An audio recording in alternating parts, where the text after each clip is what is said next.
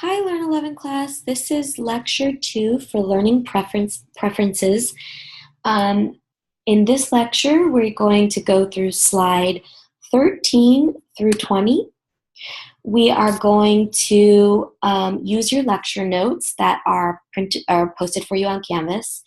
You should have already filled in those lecture notes when you watched lecture video 1. And then we're going to, because we're going to use the stretching side, the second part of those lecture notes. We're going to talk about stretching in this video. And you'll also need the paper that you wrote your lists for the activity in lecture 1. Okay? So we're going to start with a little bit of review. So if you pull out your lecture notes, we can move through this pretty quickly. Okay? I'm going to give you a second to answer. And make sure that you have all the notes that you needed from the first part of this lecture. So the primary questions that each learner type asks themselves are, for learner type 1, why? For learner type 2, what? For learner type 3, how? Learner type 4, what if? And now our keywords are identifiers. This is really important to remember these for the test, the questions and the keywords. Learner type 1's keyword is social. Learner type 2 keyword is organized and efficiency or efficient. Learner type 3, just do it. Learner type 4, creative. Good. I hope you got them all correct. So this is just a fun slide looking at some of where we might find some of the teachers. If teachers teach according to their learning style, if this is true, where might we find these instructors of these different learner types across campus? So learner type 1 we may find in, and remember, we're all a blend, and so we are going to find instructors of different learner types across campus in areas that are not these, but someone who has a really strong preference for communicating or for socializing or for finding, value in oopsie. Okay, here we go, sorry. I want to make sure that you are sharing the screen. Okay, good. Thanks for your patience here. My computer flipped out. Okay, so learner type 1, since they are looking for meaningful connection, they are looking for service and value in areas that have to do with people and how people are and who people are. We may find them in speech and communication, also in English, maybe some of them in social work. I've seen several students in social work. Learner type 2s, because they're so efficient and organized, and if you ask yourself, for what type of learner is higher ed kind of built for, or not built for, but what type of learner really thrives in higher education, in college, or in the structure of the school system? We find that learner type 2s really thrive because they are their preferred learning style is really to be organized, to be prepared, to think out all these different scenarios and steps to creating or to finishing an assignment before they even begin, so that they use less energy and less time, and they just really use what they have efficiently. That's really a structured way of approaching learning. So we may find them in any in any discipline across campus. Learner type threes, we may find in the vocations, teaching the vocations, because they are, problem solvers. They are, many of them are hands-on learners. Many of them understand real life application very well. That's a strong suit for them. So they want to go and do while they're learning. And then we may find our creative types in the arts, maybe in culinary, maybe in, although we may see learner type 3s and 2s in culinary too. But since learner type 4 is so creative, and a strong 4 is creative, they may be doing something where they're creating something that's different than what anybody else is doing.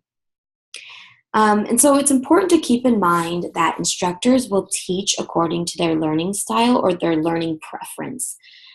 And they also, and this knowledge also allows students to be creators and growth mindset students, because they are able, because students of Learn 11 understand their learning style, and they may clash with with an instructor who teaches with a different preference. They now are really challenged, and they have this beautiful opportunity to be creators and growth mindset students, to stretch themselves and find new ways to approach learning, so that they are, giving to their instructor what the instructor expects of them, but they are also satisfying themselves and learning according to what feels comfortable for them. And also, being uncomfortable in college is very normal. It's very normal, because we are stretching ourselves, period, to learn new ways of learning, to learn new forms of information. So, this is all very, it can be just uncomfortable to a certain extent. Okay, so what we want to ask ourselves, remember in the last lecture we asked ourselves, how can I be more of a square in terms of the learning, the LTM and the blended learner? How can I be more of a blended learner? And a deeper question there would be, what can I practice to be a more well-rounded learner? What can I practice when I meet challenges with instructors and group members who have different learning preferences? So, why don't you take just, I'm going to ask you to pause this video for 5 minutes and ponder these questions, maybe write some answers down on that sheet of paper that you have, just to dip into, get yourself warmed up for the stretching exercise that we're going to do later. Go ahead and pause the video now. Okay, welcome back. I hope that you did pause the video and take a few moments to ponder these questions. We're going to go ahead and answer some of these for you. And you're going to have an opportunity to write and share with one another some of the stretching exercises that you find most appropriate for you, or most challenging for you. So think of some of your own as I'm going through these. Oh, you know what? They're on the back. I apologize. They are on the back of your notes. There are already stretching exercises for you there as well. They are a little bit general, so I'll try and break that down for you. Let me see here. Yeah. I'll give you a couple of examples. Okay. So, some key ideas about stretching is that stretching means to take small steps outside of your comfort zone. Okay, you have to be able to take baby steps away from being comfortable and always having things done your way in order to learn. And college is really all about, one, getting to know what our comfort zone is, and then exploring little by little outside of our comfort zones. And then once we notice what our comfort zone is and where the boundaries are there, we need to be consistent and regular in trying to take baby steps. We can't just take one baby step out, one baby step back in, one baby step out, one baby step back in. We need to be consistent. And, you all know this, that if you go to the gym and you exercise for a week and you feel like you've lost a couple of pounds and then you don't go for a month, it's not the benefit really isn't there for you because it hasn't been consistent, right? Okay, so I'm going to go back to slides 1 with the learner preferences to just briefly go over, so we're refreshed on the type, what is comfortable for the learner types, to talk about stretching just a little bit here. So for learner type 1s, because they are social and they learn from others, and they prefer an instructor who motivates and kind of mentors them,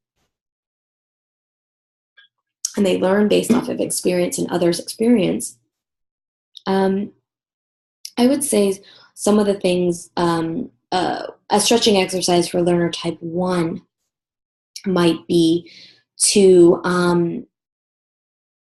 possibly try and really take the first step. really take the first step outside. Try something before asking another student if it looks correct or what they did, but really just try something on your own. Another thing is to stick to the objective, to constantly look back at the objective. So a good example is in class when I put students in groups. When I put students in all the students who are learner type 1s together, I have to constantly keep checking on them to make sure that they are still on task, because they are socializing and they're listening to one another's approaches, but they're not necessarily making the first step to get anything done. So when they keep coming back, I try and help them to understand that they need to keep coming back to the assignment, Have we done the first step? Let's talk about the next step, and then remind ourselves to come back. Also, setting a timer when you're working in a group is a good thing for learner type 1s to do. Like if you like to study with other students, setting timers or getting your calendar out and setting small goals to have things done by, or like a date to have things done by. For learner type 2s, again, trying to maybe not escape or avoid failure or having something that isn't so efficient, but really just, again, getting started. Maybe opening up to listening to an approach that another student makes or has for an assignment. Possibly looking at your own personal, like what you know, validating what you know as very important. And also, just data isn't the only way. Experts aren't the only people that know things, that have experienced things. So learner type 2 is really validating that you have valuable knowledge, and it can be, it can cause a little bit of anxiety, but it's okay to use your personal experience and to share that with other students. Learner type 3s can slow down a little bit and learn from learner type 2s and learner type 1s. So learner type 3s can ask other students questions in the group that they're working with to hear other approaches. I've also recommended to that student who worked, I mentioned in the last lecture, a student who worked in a group on a math problem and was always finished first. I told him as his stretching exercise was to allow the other students to come up with their answers before he shared his. So he had to sit back for a while and be patient and work on something else, or just, allow everyone else to arrive at their answers before he shared his. And asking questions is really important too. Learner type 4s, you can learn how to take the first step to, when you have great ideas, narrow down those ideas to one or two and really focus on those and save the rest for later. You know, what you need to remember, learner type 4s, is that you are fantastic at ideas. You are an idea maker. You will always have a new idea. So latching on to all of them doesn't help focus. It doesn't help you make your first step, and also to start making plans. Similar to learner type 1, getting your calendar out, start making a list of what your step 1, step 2, step 3 is before you move on to a new idea, or before you start, just trial and error. So these are little stretching exercises. And what I would like you to do now for this activity is to pull out that list that you started in lecture 1 and come up with a few key ideas to answer in answering the following questions. So if your teacher has a teaching style that challenges you or is different than the way that you learn, what stretching exercises can you do to learn and also earn a good grade in that class? And by good, I mean a grade that you're happy with. And what study tasks or tools can you use in a class where it's very challenging for you in the way that information is laid out and delivered to you, and the way that the teacher's style is? What study tasks or tools can you use to help you stretch, but you're still learning, and also you're working towards earning a good grade? So pause the video now and answer these questions. Maybe make a list for both of those, and then come back. Wonderful. Welcome back. Okay, so I want to go on to back to this key slide about teachers teaching in their learning style. Okay. If you look on your list, what you may find is that all the ways that you learned, that you enjoyed learning, may be appropriate to your learning style. They may all have been qualities or methods, teaching methods, that suited your learning preference. And the ones that challenged you, or that you really weren't engaged, the classes you weren't engaged with, may have something to do with your least preferred learning styles. Okay, and so this is how you become the creator and the growth mindset student, the master student, by looking at these lists that you've created, and then the key ways of stretching yourself, these ideas that you have for stretching yourself, and then really applying them, trying them out, seeing what works best for you. Now you're becoming a master student in learning and your college experience. All right. Now, this is just a slide to show you the different sides of the brain and the different ways that we learn. We want to balance. The reason that we're having this lesson in the first place is to look at how we can both be reflective and active, verbal and reflective. How we can we can hold concrete ideas, things that we do with our hands and apply to the real world, but also these abstract concepts that leave us thinking and questioning, that we can't hold or see. And then also balancing out the way the mind wants to analyze and plan and organize, and the way the heart wants to feel inspired and moved and curious.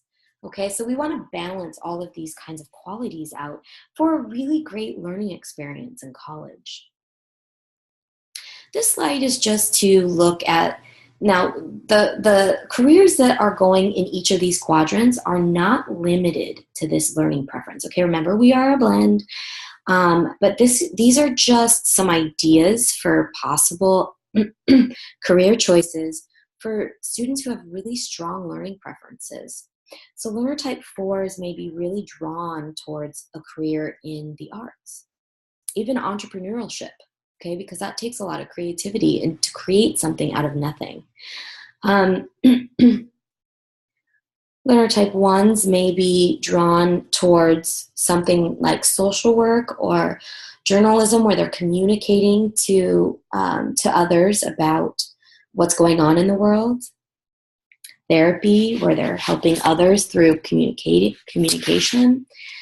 Possible career choices for learner type 3s might be going out and being a reporter, like going out in the field.